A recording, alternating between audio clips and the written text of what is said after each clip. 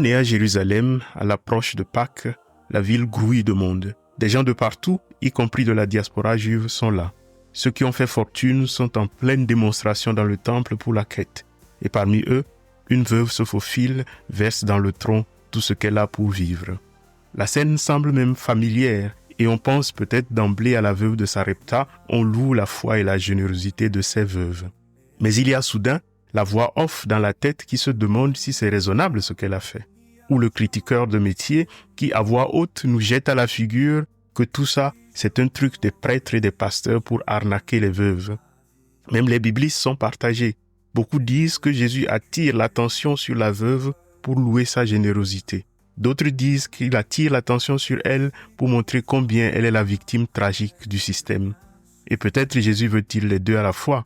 Et c'est pour cette raison que je vais partir de très loin avant d'arriver à ce qui me paraît le défi du geste de cette veuve.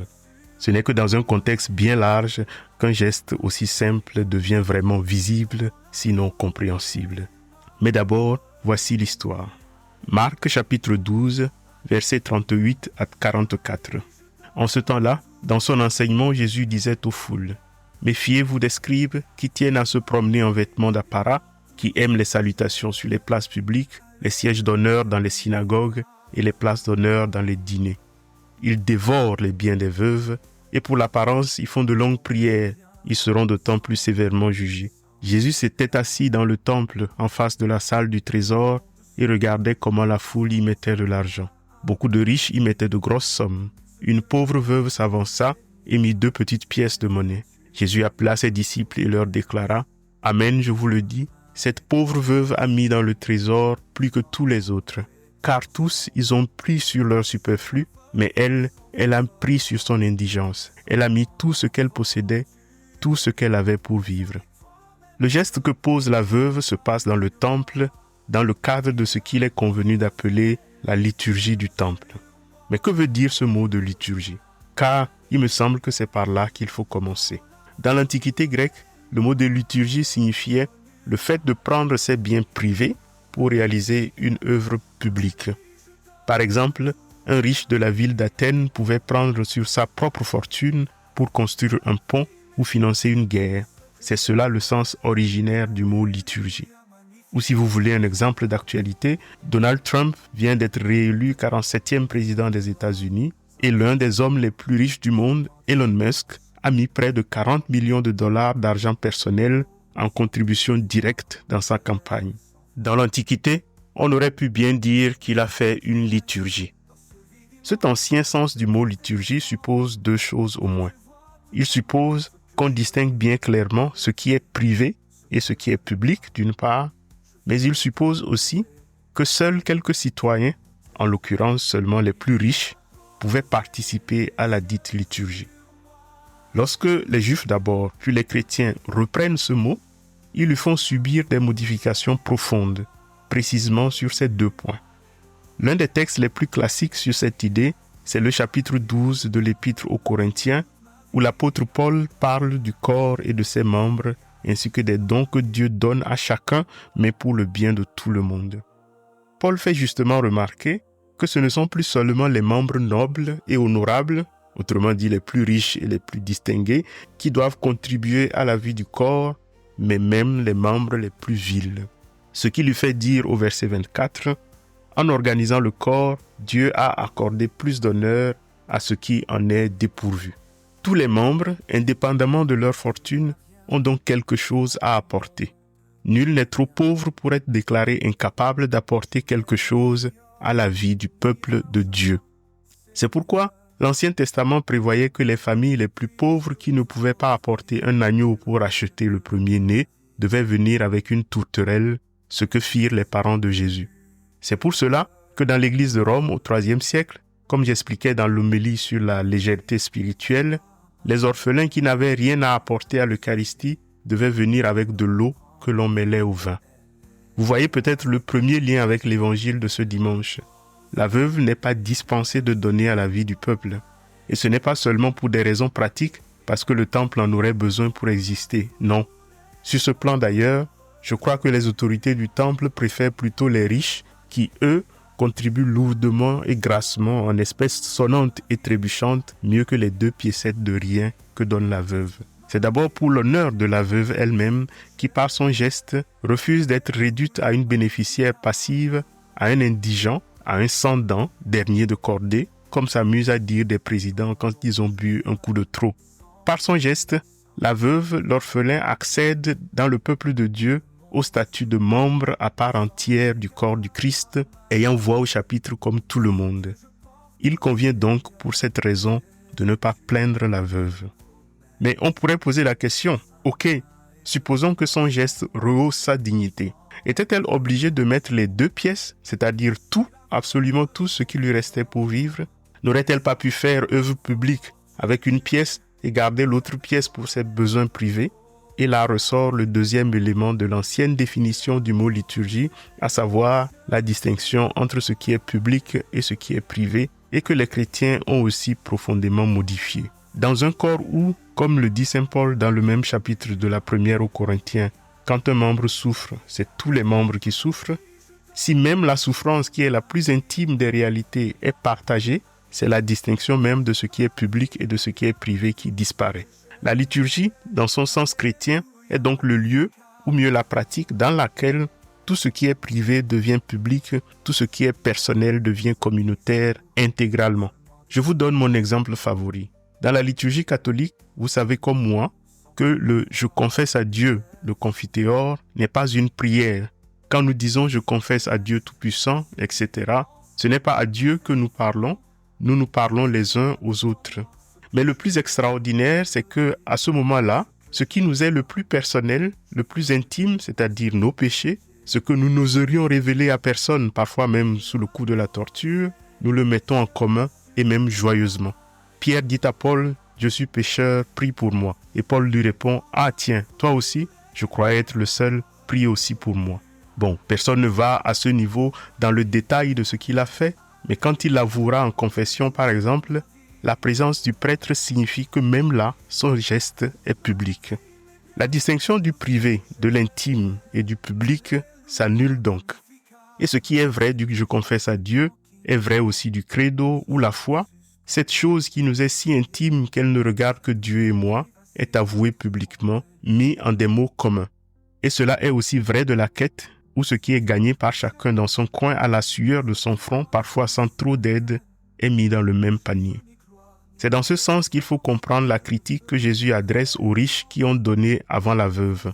Eux tous, dit Jésus, ils ont pris sur leur superflu. Autrement dit, ils ont gardé l'essentiel au chaud dans le privé et ils viennent faire la pagaille en public avec le superflu. En maintenant la séparation stricte entre ce qui est privé et ce qui est public, ces riches sont restés dans l'ancien sens du mot liturgie et ils n'ont rien compris à la nouvelle affaire. C'est de la même manière qu'agissent Ananie et Saphir dans l'une des histoires les plus tragiques et les plus rocambolesques de la première communauté chrétienne, rapportée dans le livre des Actes des Apôtres au chapitre 5. Ils vendent leur terrain, ils gardent quelque chose en privé au chaud, sous le matelas, et donnent seulement une partie à la communauté. Et on sait ce qui leur arrive. La veuve de l'évangile d'aujourd'hui, en y mettant toute sa vie, est donc exemplaire. Elle a montré qu'elle entrait dans le sens même de la révolution spirituelle et politique que le Dieu d'Israël, puis le Dieu de Jésus-Christ, ont introduit dans l'histoire. Ce que les chrétiens appellent la charité ne sait plus distinguer entre ce qui est mien et ce qui est tien, puisqu'il consiste à donner à toi ce qui est à moi et que, en d'autres régimes, j'aurais tout le droit de garder pour moi-même. C'est sur cela, on l'a vu récemment, qu'a buté le jeune homme riche qui s'en alla tout triste parce qu'il voulait de bon droit garder pour lui ce qui était à lui. Et là, je sens votre réticence. Quelles que soient les explications, il y a une voix en nous, et cette voix retentit aussi en moi, qui dit « Oui, mais quand même, cette veuve ne se fait-elle pas avoir par le système ?» Notre sensibilité moderne est trop imprégnée de Karl Marx, de l'idée que la religion est l'opium du peuple ou des plus naïfs dans le peuple. Et puis nous voyons parfois tellement de dégâts autour de nous que, je le redis, quelles que soient les explications, nous pensons que la veuve se fait un peu avoir par le système. Avant de poursuivre, je pense qu'il faut s'arrêter à cette critique et lui faire droit, car si elle est aussi tenace, c'est qu'il y a là une part de vérité. Une part de vérité que l'œil aguerri de Jésus ne rate d'ailleurs pas, on va y revenir. Un œil sur notre monde, sur ses gourous et ses coachs. J'avoue que je n'aime pas les coachs, à part dans le football. Un regard sur tout ça suffit déjà à indigner sur ce qui peut parfois paraître comme l'exploitation de la veuve et de l'orphelin. Et là, l'histoire de la veuve pauvre qui offre tout au temple résonne étrangement, surtout dans certaines de nos églises où à coups de prêche, on incite les fidèles les plus démunis à vider leurs poches en échange de promesses célestes. On entend dire qu'avec assez de foi, l'offrande engendrera des bénédictions matérielles, comme si l'autel de Dieu fonctionnait à la manière d'une machine à sous, prête à rétribuer qui mettrait sa dernière pièce. La situation peut même devenir tragique dans les pays déjà appauvris par le capitalisme sauvage et mondialisé et où les pasteurs de tout genre qui prêchent cet évangile de la prospérité sont à la fin, comme tout banquier qui se respecte, les plus prospères dans l'affaire, jouant à faire croire que l'or rachèterait le royaume, gardien d'un temple qui attire, impose et reçoit, mais qui, au lieu d'offrir un abri spirituel aux faibles, les conduit au sacrifice de ce qu'ils possèdent déjà à peine. Contre une telle tendance, il faut noter que, d'une part, dans notre évangile, l'offrande de la veuve n'est jamais transformée en recette de réussite matérielle. Il n'est pas dit qu'un miracle lui rend son argent au centuple comme une récompense immédiate pour sa générosité. Jésus ne la promet pas riche, ni même heureuse, il loue simplement la pureté de son geste. Elle est donc un exemple, mais aussi une mise en garde subtile. Elle souligne la grandeur de l'amour et du don de soi, et dans le même souffle montre à quel point un système religieux injuste peut abuser de cet amour et de ce don de soi. C'est pour cela d'ailleurs, vous l'aurez remarqué sans peine, dans la préface au geste de la veuve, Jésus dénonce les scribes qui s'engraissent, je cite, en dévorant la maison des veuves. Il ne pouvait pas être plus clair. Mais c'est ici que ce que j'ai appelé tout à l'heure notre sensibilité moderne nous joue des tours. Si l'indignation devant l'exploitation du pauvre appartient à bon droit à cette sensibilité moderne, la tendance à l'individualisme lui appartient encore plus fortement. D'où notre tendance, après avoir dénoncé l'exploitation, à vouloir conclure que, tout compte fait, la veuve aurait dû garder ses 2 pièces pour elle-même et laisser le temple crever de lui-même, chacun pour soi. Or, c'est précisément de cela que veut nous guérir la pratique liturgique, en nous aidant à voir combien nous dépendons les uns des autres, combien nous sommes unis dans une communion où chacun doit apporter ce qu'il a, tout ce qu'il a, pour le bien de tous. La question n'est donc pas « faut-il donner à l'Église ? Faut-il donner à la quête ? Est-il raisonnable de tout donner ? Etc. » On a beau retourner l'Évangile dans tous les sens, la réponse ne souffre aucune ambiguïté. Il faut tout donner jusqu'à donner sa vie, ne cesse de répéter Jésus, et il l'a montré en mourant sur la croix. La question est peut-être, c'est ce qui explique le titre de ma vignette, à quoi sert ce qui est donné ? Ou alors, à quoi devrait-il servir ? À quoi sert la quête ? Pour ne pas réduire ce que je vais maintenant dire à une critique facile, il me faut ajouter un petit détail sur la signification des sacrements tels que je l'entends. Car jusqu'ici, j'ai insisté sur l'importance de la liturgie sans préciser ce qui fait la spécificité ou le cœur de la liturgie chrétienne. La liturgie chrétienne, précisément, est une liturgie sacramentelle. Et ça veut dire ceci entre 1000 autres choses. Ce que nous faisons de récurrent dans tous les sacrements, c'est que nous venons donner quelque chose à Dieu. Nous venons lui donner un homme dans le baptême. Nous venons lui donner notre vie et le fruit de notre travail dans l'Eucharistie. Nous venons lui donner l'amour humain dans le mariage. Nous venons lui donner l'énergie de notre jeunesse dans la confirmation, comme je disais la semaine dernière à des ados qui s'inscrivaient pour la confirmation. Je sais, c'est limite théologiquement, mais ils avaient compris. Nous faisons cela et nous le recommençons constamment pour plusieurs raisons dont je crois 2 essentielles. D'une part, nous sommes convaincus que ce que la main de Dieu touche est transformé et sanctifié et renouvelé. Au baptême, nous donnons un enfant d'homme et nous recevons un enfant de Dieu. Nous donnons du pain à l'Eucharistie et nous recevons le corps du Christ. Aussi curieux que cela paraisse, nous donnons donc pour recevoir. Non pas pour recevoir un retour sur investissement, mais pour apprendre à recevoir notre vie elle-même, notre vie tout entière, comme un don. Nous donnons ce que nous possédons de droit, nous le recevons en retour comme une grâce, comme un don immérité, afin d'apprendre et de réapprendre constamment que notre vie est sans mérite, que notre vie est un don gratuit qui nous est donné. Pour moi donc, le cœur des sacrements, qui sont eux-mêmes le cœur de la liturgie chrétienne, c'est l'offertoire, le moment où j'offre quelque chose à Dieu. Et dans ce sens, ça vous fera sourire. La quête, accompagnée de l'offrande du pain et du vin, est le plus haut moment de nos Eucharisties. Dans la quête, nous nous adressons à Dieu en lui disant en quelque sorte, « Seigneur, je sais que tu n'as besoin de rien. J'ai galéré toute la semaine et je veux quand même te donner 2 pièces d'argent pour tes pauvres. » Et après avoir fait ça, je m'agenouille et je lui dis, « Seigneur, comme je suis le premier de tes pauvres, je tends les mains vers toi. Je te donne tout parce que je veux tout recevoir de tes mains. Maintenant, entre nous, avouez ceci. Si ce que la veuve donne au temple devait servir à prendre soin des enfants de la même veuve, toutes les questions soulevées jusqu'ici ne seraient-elles pas vaines? Si ce qu'elle donne devait contribuer à fournir une école pas chère à ses enfants, des hôpitaux qui ne coûtent pas les yeux de la tête à des femmes démunies comme elle, y aurait-il un problème à ce qu'elle y dépose tout jusqu'à son dernier centime? Si le temple recueillait cet argent pour en faire le service de Dieu auprès des plus pauvres, pour nourrir l'orphelin et vêtir le mendiant, le geste de la veuve prendrait un autre visage. Non plus celui de l'exploitation du pauvre, mais celui de la solidarité incarnée, du soin fraternel rendu à tous, c'est-à-dire, comme nous l'avons dit, celui d'une liturgie qui serait alors vraiment chrétienne. Cet évangile pose beaucoup de questions qu'on ne saurait aborder en une seule fois. Il aurait pu être l'occasion, par exemple, de poser la question de la dîme, de se pencher sur la critique acerbe du spectacle et de l'apparence que Jésus dirige contre les scribes, ou peut-être sur le fait aussi que Jésus est le seul à voir la veuve. En écho au Magnificat, il s'est penché sur cette humble servante. Mais la question de la contribution financière à la vie de nos églises est très importante, ne serait-ce que pour une raison pratique, parce qu'une église capable d'être indépendante est une église libre pour dire au monde entier ce que le monde entier ne veut pas entendre. Il n'y a rien de pire qu'une église mendiante parce qu'elle ne sait souvent plus parler, mais il n'y a rien de pire non plus qu'une église qui n'est plus liturgique, c'est-à-dire dont les membres ne se sentent pas liés les uns aux autres au point de se donner les uns pour les autres.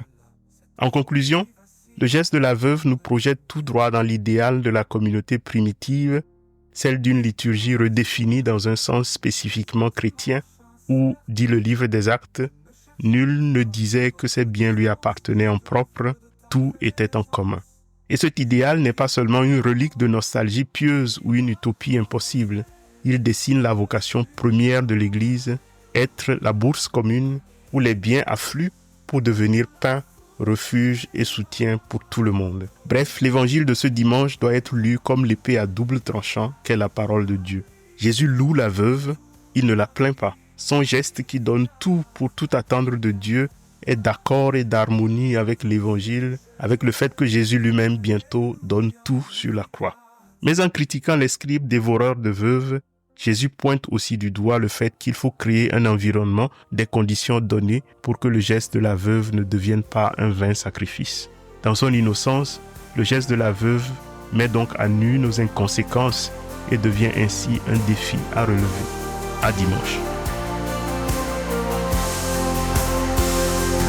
Tu n'as rien devant le monde, mais rien. Je n'ai ni or, ni argent, Seigneur. Que puis-je t'offrir, Dieu de ma vie? Mes 2 écus de veuve, d'orphelin. Et si pour toi un presque rien suffit, alors prends ma vie, elle est à toi. Il a posé les yeux sur moi. Alléluia, Magnificat. Dans la foule elle m'a reconnu. Alléluia, Magnificat. À lui je donne toute ma vie. Alléluia, Magnificat. Ma vie m'est bien tout ce que j'ai. Alléluia, Magnificat.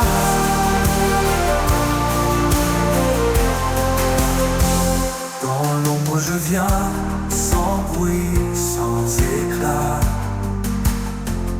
Le monde se bouge sans égard à ma vie. Ce que je porte, Seigneur, c'est une promesse. 5 pains et 2 poissons, sans prétention. Je suis la veuve sans trésor, sans fortune, mais avec toi même pauvre à une voix. Il a posé les yeux sur moi. Alléluia, Magnificat. Dans la foule elle m'a reconnu. Alléluia, Magnificat. À lui je donne toute ma vie. Alléluia, Magnificat. Ma vie, mes biens, tout ce que j'ai. Alléluia, Magnificat.